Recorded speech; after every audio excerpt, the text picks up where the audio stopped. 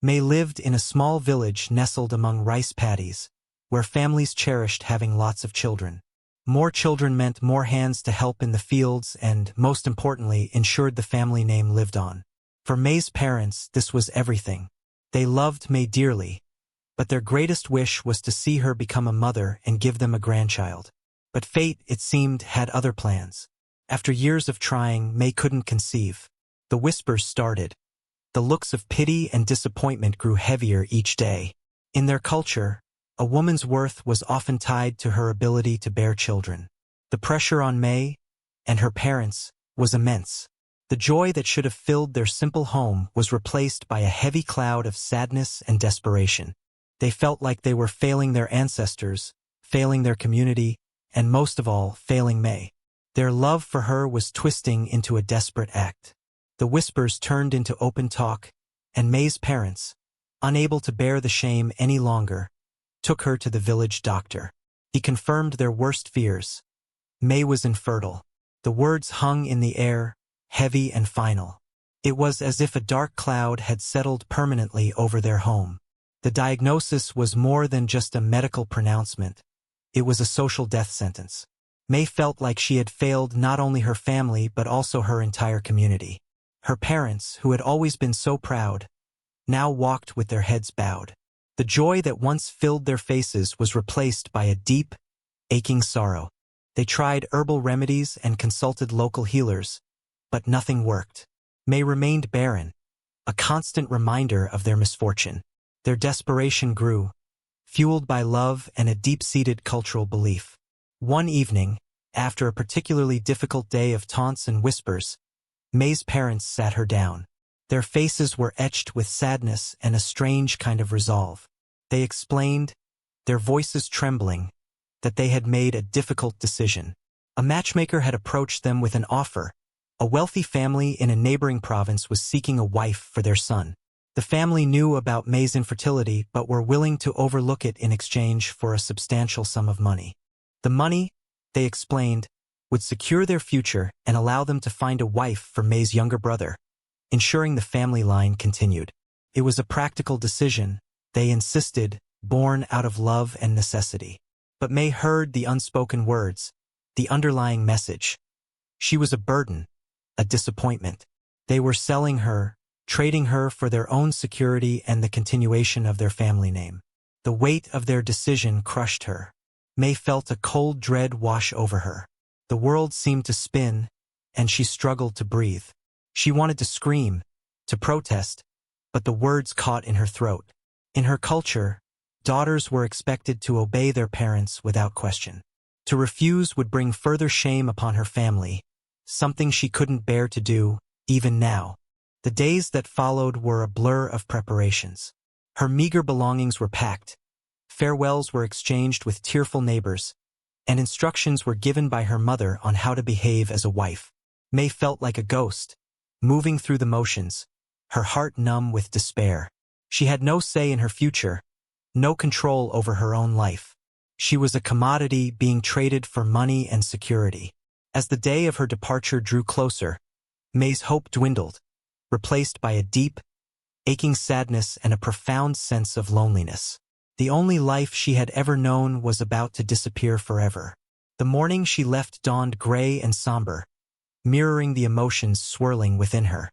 As she stepped out of her childhood home, she took one last, lingering look. The familiar rice paddies, the bustling marketplace, the faces of her neighbors, everything she had ever known was now a distant memory. A wave of grief washed over her, so intense it felt like a physical blow. She was led to a waiting car, the shiny vehicle a stark contrast to the simplicity of her village.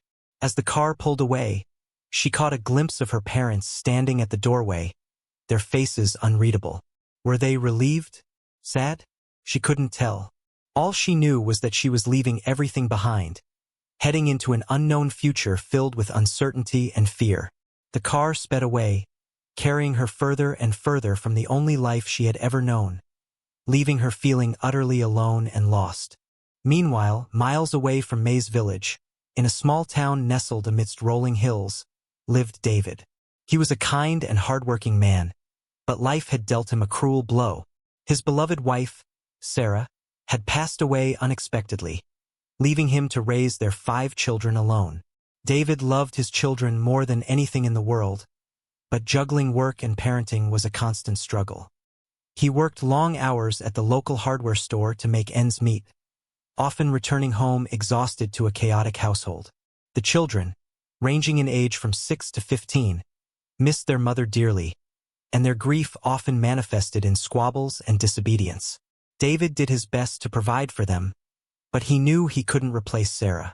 He longed for a partner, someone to share the burdens and the joys of raising a family, but he couldn't imagine ever finding someone who could fill Sarah's shoes. The silence in the house after the children were finally asleep was often deafening. David would sit in his worn armchair, the weight of the day pressing down on him. The bills were piling up, the laundry was overflowing, and the house was constantly a mess. He missed Sarah's laughter, her gentle touch, and her unwavering support. Simple tasks like cooking dinner had become monumental challenges. He relied heavily on frozen meals and takeout, knowing it wasn't the healthiest option, but he simply didn't have the time or energy to prepare proper meals. He worried about his children's well-being, their grades slipping, and their overall happiness. He tried to be both a mother and a father, but he knew he was falling short. He felt isolated and overwhelmed, longing for someone to share the load and ease his loneliness. The house felt empty without Sarah's presence, a constant reminder of his loss and his struggles. One afternoon, a car pulled up to David's modest home. He hadn't been expecting anyone. A woman he'd never met stepped out, her eyes wide with a mix of fear and confusion. It was May. David had been approached by an agency, one promising a solution to his household woes. A wife, a helper, someone to care for the children. He'd been hesitant, even desperate, but the agency had been persuasive. May, expecting a grand mansion and a stern husband, was equally shocked to find herself in a small, slightly run-down house with a bewildered-looking man and 5 curious children staring at her. The cultural differences were immediately apparent. May, accustomed to quiet obedience and traditional customs, was overwhelmed by the children's boisterous energy and David's relaxed parenting style. Communication was nearly impossible, as May spoke very little English, and David knew no Mandarin. The initial encounter was awkward and filled with uncertainty for everyone involved. Both David and May were unsure of what the future held. The children, still grieving the loss of their mother, were initially wary of May. They saw her as an intruder, someone who was trying to replace Sarah. They were hesitant to accept her, often giving her cold stares and refusing to speak to her. The youngest, 6-year-old Lily, clung to David, her eyes filled with suspicion. However, May, despite her own sadness and confusion, was determined to win them over. She started by offering small acts of kindness, helping with their homework, mending their clothes, and preparing simple meals, even though she wasn't familiar with American cuisine. She learned their names and tried to communicate through gestures and smiles. Slowly, the children began to thaw. They noticed her gentle nature and her willingness to help. Even Lily started to warm up to her, drawn to May's quiet patience and the small, colorful origami animals she made. May's kindness, a universal language, started to bridge the gap between them. As May settled into the routine of David's household, she began to find a sense of purpose. Helping with the children filled a void in her heart. She meticulously cleaned the house, transforming it from a chaotic mess into a tidy and welcoming space. She learned to cook simple American dishes, much to the delight of the children, who were tired of frozen dinners. She helped the older children with their homework, using her own knowledge and resourcefulness to explain concepts they struggled with. She packed lunches, made sure everyone had clean clothes, and even started a small garden in the backyard, growing fresh vegetables and herbs. These simple acts of service gave her a sense of accomplishment and worth. For the first time since leaving her village, May felt like she was contributing something meaningful. She wasn't just a burden. She was a valuable part of this makeshift family. Her days were still filled with challenges, but now they also held moments of joy and satisfaction. One evening, as the children were getting ready for bed, Lily approached May with a picture book. She pointed to the words, looking up at May with hopeful eyes. May didn't understand the words, but she recognized the universal language of stories. She sat down on the floor, and the other children gathered around. May began to tell the story in Mandarin, using expressive gestures and animated facial expressions to convey the meaning. She told a traditional folktale from her village, a story filled with magic, bravery, and love. The children, even those who didn't understand the words, were captivated by her storytelling. They listened intently, their eyes wide with wonder. As May finished the story, Lily snuggled close to her, and the other children applauded. In that moment, May felt a connection to these children, a bond that transcended language and culture. She realized that even though she couldn't give birth to children of her own, she could still nurture and love them. A warm feeling spread through her heart. David, seeing May's growing connection with his children, realized he needed to find a way to communicate with her. He started learning basic Mandarin phrases from a language learning app. May, in turn, began picking up English words from the children and from watching television. Their early attempts at communication were clumsy and often humorous. They used gestures, drawings, and a shared English-Mandarin dictionary to express themselves. Slowly but surely, they began to understand each other. David learned to say, "Thank you" in Mandarin, and May learned to say "good morning" in English. They shared simple stories about their lives, their families, and their dreams. The language barrier, once a seemingly insurmountable obstacle, began to crumble as they both made an effort to connect. Their conversations were simple, but they were filled with sincerity and a growing sense of understanding. The shared effort brought them closer. Despite the progress, David couldn't shake the feeling that May was still deeply sad. He often caught her staring out the window, a wistful expression on her face. He noticed the way she flinched whenever someone mentioned family, and the quiet tears she sometimes shed at night. He knew there was more to her story than she was letting on. Luckily, a new family had moved in next door, and the mother, Mrs. Chun, spoke both Mandarin and English fluently. David hesitantly approached her, explaining his situation and asking for her help. Mrs. Chun, a kind and compassionate woman, readily agreed. With Mrs. Chun as their translator, David was finally able to learn the truth about May's past. Her infertility, her parents' decision, and the circumstances that led her to his doorstep. The revelation shocked and saddened him deeply. He finally understood the depth of May's pain and her quiet resilience. Hearing May's story, David felt a wave of compassion wash over him. He couldn't imagine the pain and humiliation she must have endured. He admired her strength and her unwavering kindness, despite everything she had been through. He realized that she wasn't just a helper or a wife by arrangement. She was a woman with a heart full of love and a spirit that refused to be broken. He thought about his own loss and the loneliness he had been carrying since Sarah's death. He saw a kindred spirit in May, someone who had also experienced deep sorrow and was searching for a place to belong. He understood her need for acceptance and her desire to be loved. He felt a deep connection to her, a bond forged by shared experiences of loss and a mutual longing for happiness. His initial feelings of obligation began to transform into something deeper, something akin to respect and affection. With a newfound understanding of each other, David and May's relationship deepened.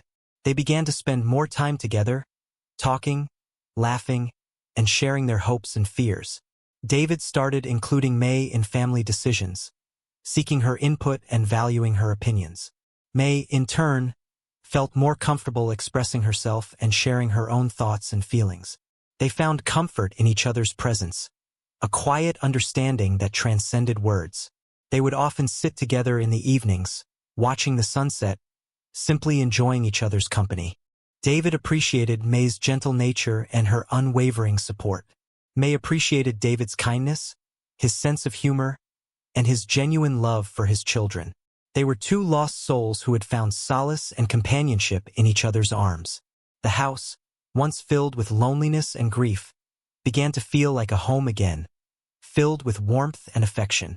Their bond grew stronger each day. One night, 6-year-old Lily woke up screaming, her face flushed with fever. David, panicked, couldn't get her fever down. He was about to rush her to the hospital when May stepped in. She remembered her grandmother's remedies for fever and quickly prepared a cool compress and a soothing herbal tea. David, initially hesitant, trusted May's instincts. He watched as she gently cared for Lily, her touch calm and reassuring. Within an hour, Lily's fever began to subside, and she drifted back to sleep. David was filled with gratitude and relief. He realized that May wasn't just a helper. She was a caregiver, a nurturer, a mother figure to his children. This incident was a turning point in their relationship, solidifying May's place in the family and demonstrating her invaluable contribution to their lives. It also highlighted her quick thinking and resourcefulness, qualities that David deeply admired. In the days that followed Lily's illness, David and May found themselves looking at each other in a new light. They started noticing the small things. The way May's eyes sparkled when she laughed. The way David's brow furrowed when he was deep in thought. They found themselves drawn to each other, longing for each other's company. David realized that he had fallen in love with May. He admired her strength, her kindness, and her unwavering love for his children. He appreciated her gentle spirit and her ability to bring joy to their lives. May, too, realized that she had fallen in love with David. She loved his warmth, his humor, and his genuine heart. She felt safe and secure in his presence, and she knew that he loved her for who she was, not for what she could give him. They both knew that their relationship had started under unusual circumstances, but their love was real, a testament to their shared experiences and their deep connection. It was a love that had blossomed unexpectedly, a beacon of hope in their lives. One evening, as they sat on the porch watching the sunset, David took May's hand in his. He looked into her eyes, his heart filled with love and gratitude. He wanted to spend the rest of his life with her, not out of obligation, but out of genuine affection. He told her how much he loved her, how much he appreciated her presence in his life, and how grateful he was for everything she had done for him and his children. He got down on one knee and, with a trembling voice, asked her to marry him.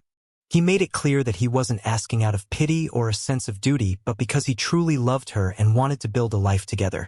He offered her a simple ring, a symbol of his love and commitment, and waited anxiously for her response.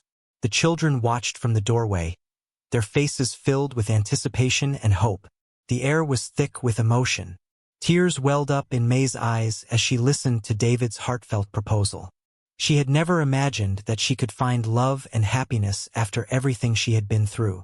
She looked at David, his eyes filled with sincerity and love, and then at the children, their faces beaming with hope. In that moment, she knew that she had found a place where she truly belonged. With a trembling voice and a radiant smile, she said, "Yes." A cheer erupted from the children as they rushed to embrace her. May felt a surge of happiness wash over her, a feeling she hadn't experienced in years. She had found a new family, a new home, and a new purpose in life. She had found love in the most unexpected of places. The shame and sorrow of her past began to fade, replaced by a newfound sense of hope and belonging. She knew that her life with David and his children wouldn't be easy, but she was ready to face any challenge, as long as they were together.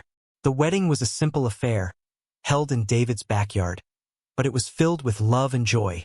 The children were actively involved in the preparations, decorating the yard with colorful flowers and helping May get ready. Lily served as the flower girl, scattering petals down the makeshift aisle. The older boys walked May down the aisle, their faces beaming with pride. Mrs. Chen, their neighbor, helped translate the vows, ensuring that May and David understood each other's promises. David's best friend officiated the ceremony, sharing heartfelt words about their love and their journey together. As they exchanged vows, as time passed, May seamlessly integrated into the family, becoming a true mother figure to David's children. She attended school plays, helped with homework, and bandaged scraped knees. She listened to their worries, offered advice, and provided a shoulder to cry on. She learned their favorite foods and cooked them special meals on their birthdays. The children, in turn, embraced her as their own, They called her Mom, confided in her, and sought her comfort and guidance. May filled the void left by Sarah's passing, not by replacing her, but by offering a different kind of love and support. She brought a sense of stability and warmth to their lives, creating a loving and nurturing environment where they could thrive. David watched with pride and gratitude as his children blossomed under May's care. He knew that she was the best thing that had ever happened to them. Montage begins. We see May beaming with pride as she watches Lily, dressed as a fairy, flutter across the stage in the school play.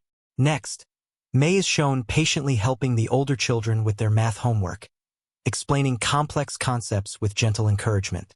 The scene shifts to bedtime, where May is reading a story to the younger children, her voice soft and soothing. Another scene shows May cheering loudly at a baseball game, her eyes fixed on one of the boys as he hits a home run. We see May bandaging a scraped knee with a colorful bandage, offering words of comfort and a warm hug.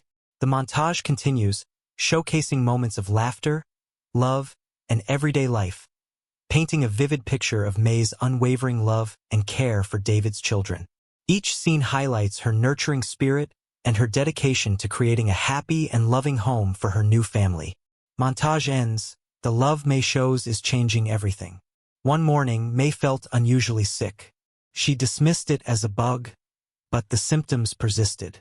Remembering Sarah's pregnancies, Mrs. Chun suggested she take a pregnancy test. May hesitated, remembering the doctor's diagnosis years ago. It seemed impossible. With David's encouragement, she took the test. As they waited for the results, May felt a mix of hope and fear. When the test came back positive, she was stunned. Tears streamed down her face, tears of disbelief and overwhelming joy. She was pregnant.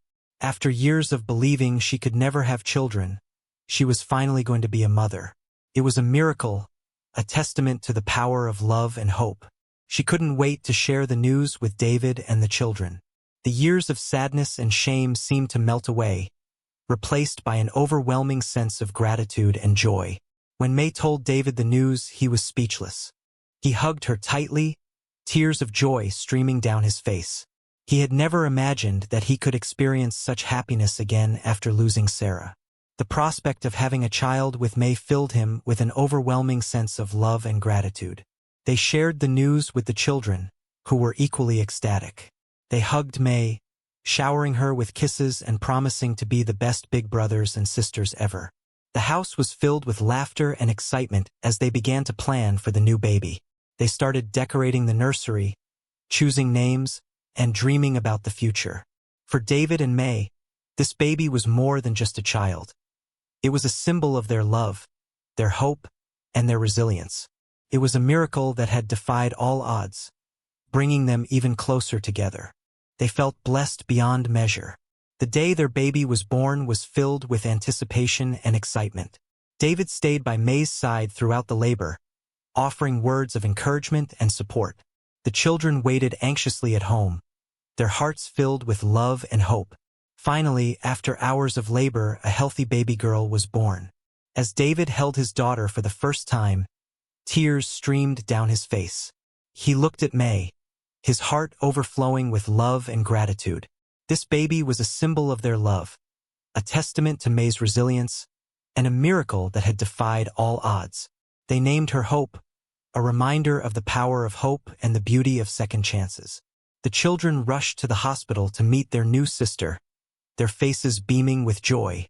The family was complete, bound together by love, hope, and a shared journey of overcoming adversity.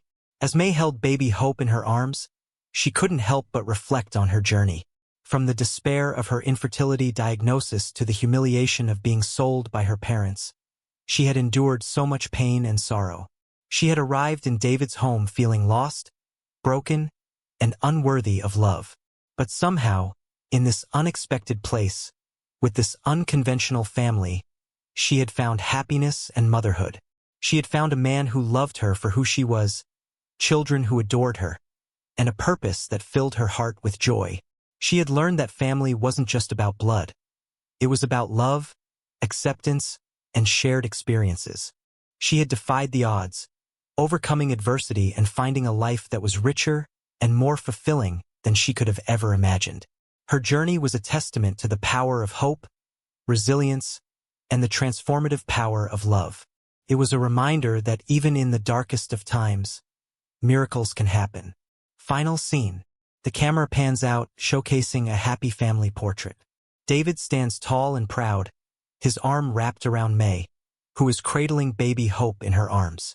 The 5 older children are gathered around them, their faces beaming with love and joy. They are standing in their backyard, bathed in the warm glow of the setting sun.